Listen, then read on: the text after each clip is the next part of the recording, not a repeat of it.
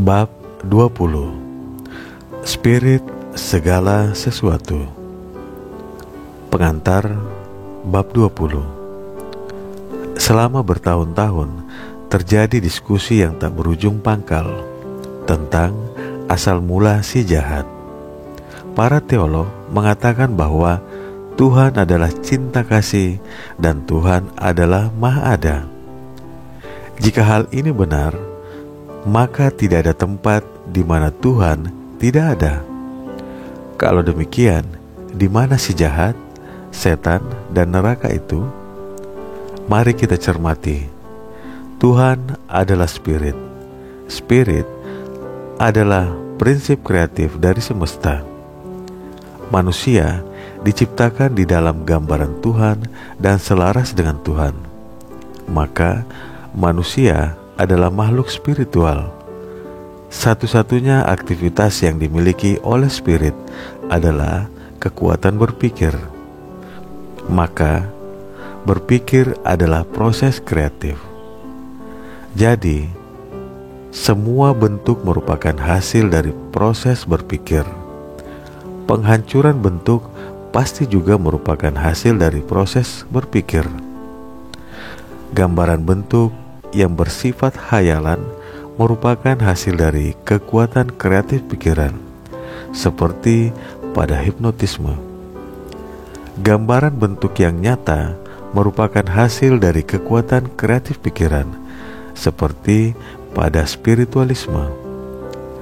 Segala macam penemuan, organisasi, dan karya konstruktif merupakan hasil dari kekuatan kreatif pikiran, seperti pada konsentrasi. Bila kekuatan kreatif pikiran dimanifestasikan demi manfaat kemanusiaan, kita menyambut hasilnya baik. Ketika kekuatan kreatif pikiran dimanifestasikan dengan cara yang destruktif atau buruk, kita menyebutnya hasil jahat. Ini menunjukkan asal mula dari baik dan jahat. Keduanya hanyalah kata yang diciptakan untuk menunjukkan sifat dari hasil berpikir atau proses kreatif. Pikiran perlu mendahului dan terlebih dahulu menetapkan tindakan. Tindakan mendahului dan terlebih dahulu menetapkan kondisi. Pelajaran 20 akan menerangkan lebih banyak tentang subjek yang penting ini. Materi bab 20. 1. Spirit dari suatu makhluk adalah makhluk itu sendiri. Spirit ini harus pasti, tak berubah dan abadi. Spirit, Anda adalah Anda. Tanpa spirit, Anda bukan apa-apa. Spirit menjadi aktif melalui pengenalan Anda tentang spirit itu dengan berbagai kemungkinannya. 2. Anda mungkin memiliki semua kekayaan di dalam ajaran agama yang Anda anut. Tetapi jika Anda tidak mengenali dan menggunakannya, kekayaan itu tidak memiliki nilai. Demikian pula dengan kekayaan spiritual Anda, kecuali Anda mengenal dan menggunakannya. Kekayaan itu tidak memiliki nilai. Satu-satunya kondisi kekuatan spiritual adalah digunakan dan dikenali. 3. Semua hal besar muncul karena dikenali. Kekuatan adalah kesadaran, sedangkan pemikiran adalah kurirnya. Kurir ini senantiasa membentuk realitas dari dunia yang tak tampak menjadi kondisi dan lingkungan dunia objektif Anda. 4. Berpikir adalah hal utama kehidupan. Kekuasaan adalah hasilnya. Anda selalu berurusan dengan kekuatan ajaib, pemikiran, dan kesadaran. hasil apa yang bisa Anda harapkan bila Anda tetap tidak mengetahui kekuatan yang sudah diletakkan di bawah kendali Anda? 5. Bila demikian halnya, Anda membatasi diri sendiri pada kondisi-kondisi yang superficial. Anda membuat diri Anda menjadi beban bagi mereka yang berpikir. Mereka yang mengenali kekuatan mereka, mereka yang tahu bahwa jika kita tidak mau berpikir, kita terpaksa harus bekerja. Semakin jarang kita berpikir, kita harus bekerja lebih keras lagi, dan semakin sedikit hasil kerja kita. 6. Rahasia kekuatan adalah pemahaman yang sempurna tentang prinsip, kekuatan, metode, dan kombinasi pikiran, serta pemahaman yang sempurna tentang hubungan kita dengan pikiran universal. Perlu diingat bahwa prinsip ini tak berubah. Seandainya tidak benar begitu, maka prinsip ini tidak dapat diandalkan. Semua prinsip memang tidak berubah. 7. Stabilitas ini merupakan kesempatan Anda. Anda adalah atributnya, saluran untuk aktivitasnya. Pikiran universal tidak bertindak hanya melalui individu.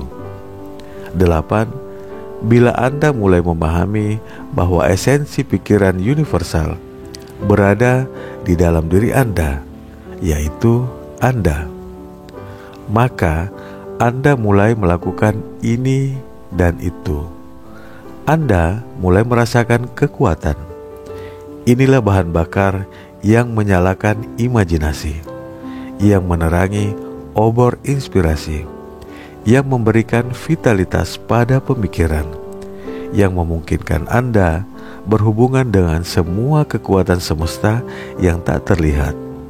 Kekuatan inilah yang akan memungkinkan Anda berencana tanpa takut dan melaksanakannya dengan piawai.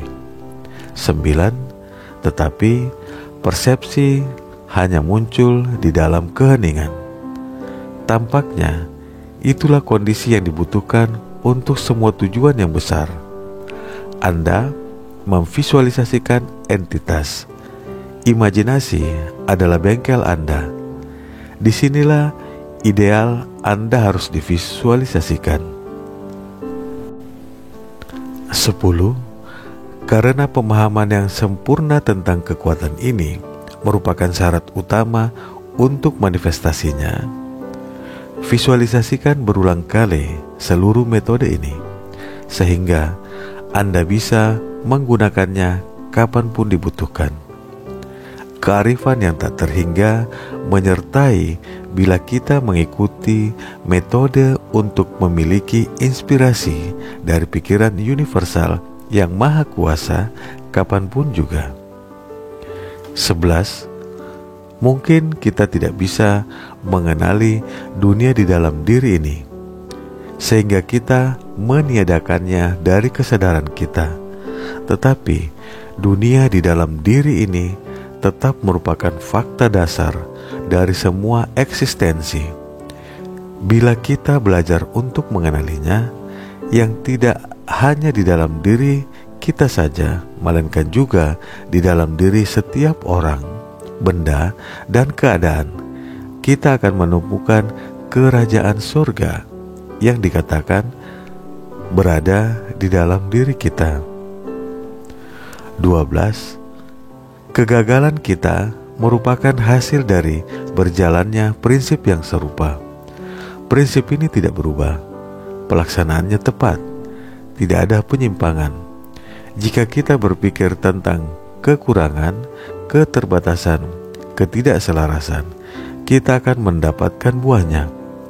Jika kita berpikir tentang kemiskinan, ketidakbahagiaan, atau penyakit, maka kurir pemikiran akan menjalankan perintah dengan segera, seperti halnya pemikiran apapun lainnya, dan hasilnya pun sama pastinya.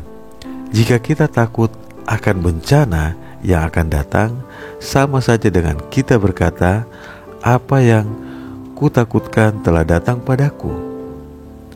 Jika kita berpikir sesuatu yang tidak menyenangkan secara serampangan, kita akan menarik ke diri kita sendiri hasil dari ketidakpedulian itu. 13. Kekuatan pikiran ini, jika dipahami dan digunakan dengan benar, merupakan alat hemat tenaga terbesar yang tak pernah terbayangkan. Sebaliknya, jika dipahami atau digunakan secara tidak benar, kemungkinan besar hasilnya akan menghancurkan. Seperti yang bisa kita lihat, dengan bantuan kekuatan ini, Anda yakin bisa mengerjakan segala hal yang tampaknya mustahil, karena kekuatan ini adalah rahasia bagi semua inspirasi dan semua kejeniusan. 14. Menjadi terinspirasi berarti keluar dari jalan yang umum, keluar dari kebiasaan, karena hasil-hasil yang luar biasa membutuhkan sarana yang luar biasa pula. Bila kita mengenali kesatuan dari semua hal yang menyadari bahwa sumber semua kekuatan berada di dalam diri, berarti kita membangun sumber inspirasi. 15. Inspirasi adalah seni menyerap, seni realisasi diri, seni menyesuaikan pikiran individu dengan pikiran universal, seni memasangkan mekanisme yang cocok pada sumber kekuatan, seni membedakan yang tak terbentuk dengan yang berbentuk, seni menjadi saluran bagi aliran kreatif yang tak terhingga, seni memvisualisasikan kesempurnaan, seni menyadari kemahakuasaan yang maha ada. 16. Pemahaman dan penghargaan tentang fakta bahwa kekuatan yang maha kuasa bersifat maha ada, sehingga ada di dalam sesuatu yang amat kecil dan yang amat besar akan memungkinkan kita menyerap esensinya. Pemahaman selanjutnya tentang fakta bahwa kekuatan ini adalah spirit, sehingga tak terpisahkan, akan memungkinkan kita menghargai keberadaannya di semua titik sekaligus pada waktu yang sama. 17.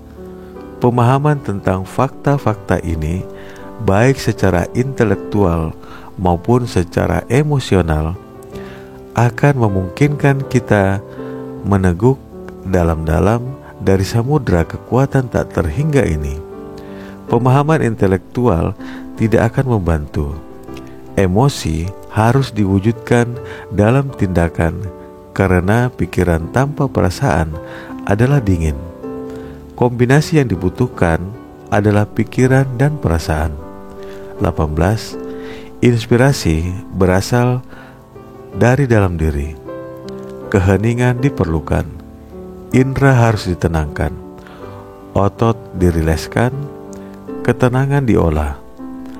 Bila Anda sudah memiliki ketenangan dan kekuatan, Anda sudah siap untuk menerima informasi atau inspirasi atau kearifan yang mungkin diperlukan untuk pengembangan tujuan Anda.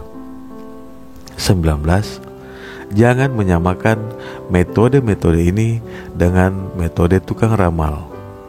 Tidak ada persamaan pada keduanya. Inspirasi adalah seni menerima dan membuat yang terbaik di dalam kehidupan untuk semuanya. Urusan Anda di dalam kehidupan adalah memahami dan memerintah kekuatan-kekuatan yang tak tampak ini, alih-alih membiarkan mereka memerintah dan menguasai Anda. Kekuatan menyeratkan pelayanan, inspirasi menyeratkan kekuatan. Bisa memahami dan menerapkan metode inspirasi ini berarti menjadi manusia unggul. 20. Kita bisa hidup dengan lebih berkelimpahan setiap kali bernafas. Jika kita bernafas dengan niat seperti itu, kata "jika" ini merupakan syarat paling penting dalam kasus ini, karena niat menentukan perhatian. Tanpa perhatian, Anda hanya bisa memperoleh hasil-hasil yang juga didapat oleh orang lain, yaitu pasokan yang sesuai dengan permintaan. 21. Untuk memastikan pasokan yang lebih besar, permintaan Anda harus ditingkatkan. Bila Anda secara sadar meningkatkan permintaan, pasokan akan mengikuti.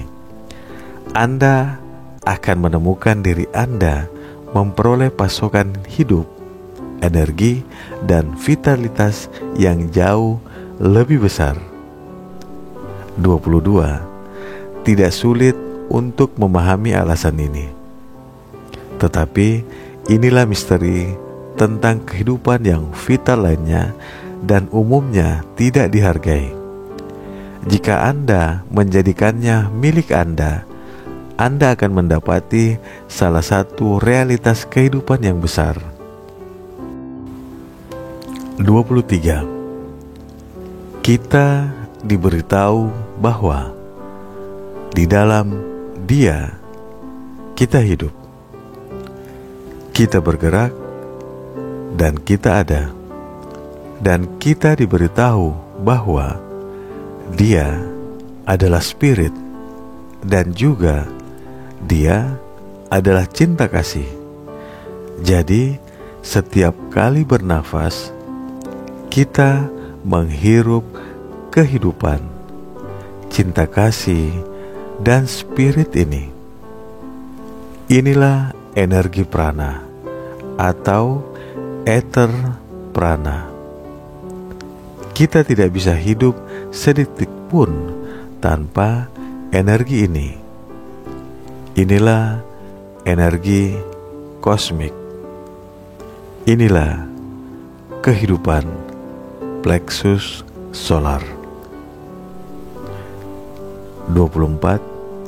Setiap kali bernafas, kita mengisi paru-paru kita dengan udara, dan pada saat yang sama menyegarkan tubuh kita dengan ether prana ini, yang merupakan kehidupan itu sendiri.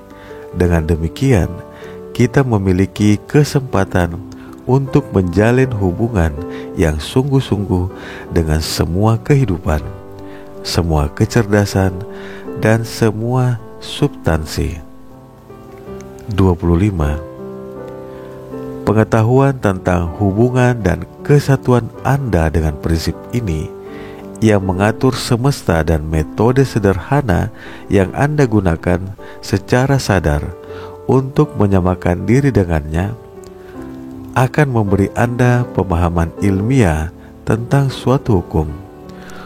Hukum ini bisa Anda gunakan untuk membebaskan diri Anda dari segala macam penyakit, kekurangan, atau keterbatasan. Sebenarnya, ia memungkinkan Anda menghirup napas kehidupan ke dalam lubang hidung Anda sendiri. 26. Nafas kehidupan ini adalah realitas yang super sadar. Inilah esensi dari aku. Inilah keberadaan murni atau substansi universal. Kesatuan sadar kita dengannya memungkinkan kita mengenalinya dan menggunakan kekuatan energi kreatif ini. 27. Pikiran adalah gerakan kreatif. Kualitas keadaan-keadaan yang diciptakan akan bergantung pada kualitas pikiran kita, karena kita tidak bisa mengekspresikan kekuatan yang tidak kita miliki. Kita harus menjadi sebelum kita melakukan, dan kita dapat melakukan hanya sebatas siapa kita. Jadi, apa yang kita lakukan serupa dengan siapa kita, dan siapa kita bergantung pada apa yang kita pikir. 28. Setiap kali berpikir, Anda memulai rentetan sebab. Akibat akan menciptakan kondisi yang serupa dengan kualitas pikiran yang menghasilkannya. Pikiran yang selaras dengan pikiran universal akan menghasilkan kondisi-kondisi yang serupa. Pikiran yang destruktif atau tidak harmonis akan menghasilkan akibat-akibat yang serupa. Anda bisa menggunakan pikiran secara konstruktif atau destruktif, tetapi hukum yang kekal tidak akan memungkinkan Anda mengembangkan satu jenis pikiran dan menghasilkan buah pikiran yang berjenis lain. Anda bebas menggunakan kekuatan kreatif yang luar biasa ini sesuka Anda, tetapi Anda harus menerima konsekuensinya. 29. Inilah bahayanya dari apa yang disebut kekuatan kemauan. Ada orang yang tampaknya beranggapan bahwa dengan kekuatan kemauan mereka bisa memaksa hukum ini, bahwa mereka bisa menabur satu jenis benih dengan kekuatan kemauan, lalu membuatnya berbuah jenis yang lain. Tetapi prinsip dari dasar kekuatan kreatif ada di dalam pikiran universal. Maka, pikiran untuk memaksakan terkabulnya harapan-harapan kita melalui kekuatan kemauan individu adalah konsep yang terbalik. Mungkin selama beberapa saat kelihatannya berhasil, tetapi akhirnya pasti gagal, karena hal ini melawan kekuatan yang justru digunakan untuk mewujudkannya. 30. Begitulah individu yang mencoba memaksa pikiran universal, yang terhingga bertentangan dengan yang tak terhingga. Kesejahteraan permanen kita dipertahankan dengan cara terbaik melalui kerjasama yang sadar dengan gerakan yang berkesinambungan dari keutuhan yang besar. 31. Untuk latihan Anda minggu ini, masuklah ke dalam keheningan dan berkonsentrasilah pada fakta bahwa di dalam Dia kita hidup, kita bergerak, dan kita ada.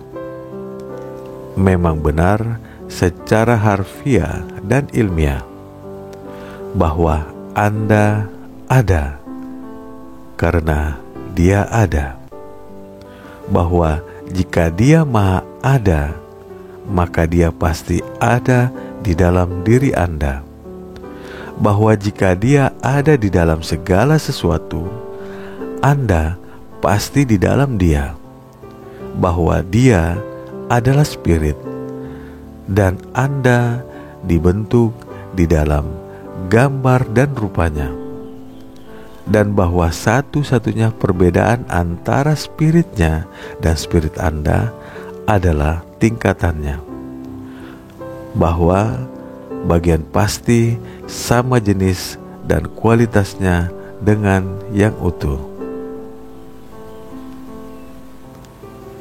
Bila Anda bisa menyadari hal ini dengan jelas, berarti Anda telah menemukan rahasia kekuatan kreatif pikiran.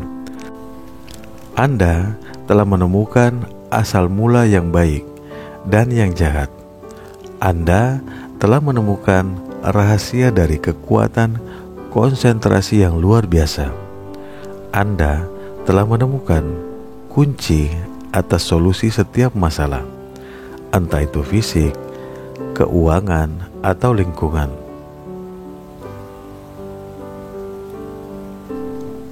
Baik, kita ulangi Latihan bab 20. Spirit segala sesuatu. Masuklah ke dalam keheningan dan berkonsentrasilah pada fakta bahwa di dalam Dia kita hidup, kita bergerak, dan kita ada. Memang benar secara harfiah dan ilmiah bahwa Anda ada karena Dia ada. Bahwa jika Dia Maha Ada, maka Dia pasti ada di dalam diri Anda. Bahwa jika Dia ada di dalam segala sesuatu, Anda pasti di dalam Dia. Bahwa Dia adalah spirit dan Anda dibentuk di dalam gambarnya dan rupanya, dan bahwa satu-satunya perbedaan antara spiritnya dan spirit Anda adalah tingkatannya. Bahwa bagian pasti sama jenis dan kualitasnya dengan yang utuh. Bila Anda bisa menyadari hal ini dengan jelas, berarti Anda telah menemukan kekuatan kreatif pikiran. Anda telah menemukan asal mula yang baik dan yang jahat. Anda telah menemukan rahasia dari kekuatan konsentrasi yang luar biasa. Anda telah menemukan kunci atas solusi setiap masalah, entah itu fisik, keuangan, atau lingkungan. Baik, sekarang tanya jawab untuk bab 20. 1. Kekuatan bergantung pada kondisi apa? Pada pengenalan dan penggunaan. 2.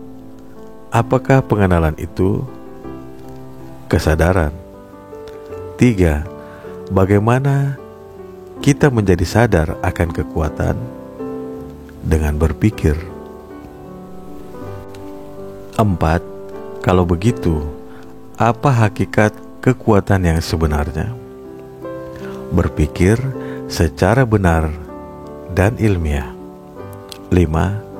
Apakah berpikir secara benar dan ilmiah itu kemampuan untuk menyesuaikan proses-proses pemikiran kita dengan kemauan pikiran universal, dengan kata lain, bekerja sama dengan hukum alam? 6. Bagaimana hal ini dicapai? Dengan memiliki pemahaman yang sempurna tentang prinsip, kekuatan, metode, dan kombinasi pikiran. 7. Apakah pikiran universal itu fakta dasar dari semua eksistensi? 8. Apa penyebab dari semua kekurangan, keterbatasan, penyakit, dan ketidakselarasan? Hal ini disebabkan karena berjalannya hukum yang serupa. Hukum itu beroperasi tanpa belas kasih dan terus-menerus memunculkan kondisi-kondisi yang sesuai dengan pikiran yang menghasilkan atau menciptakannya. 9. Apakah inspirasi itu? Seni menyadari akan sifat Maha Ada yang Maha Kuasa. 10. Keadaan-keadaan yang kita lihat bergantung pada apa? Pada kualitas pikiran kita. Apa yang kita lakukan bergantung pada siapa diri kita, dan siapa kita bergantung pada apa yang kita pikirkan. Sekian pelajaran bab 20. Kita lanjut pada pelajaran selanjutnya. Salam sehat, sukses, penuh kebahagiaan.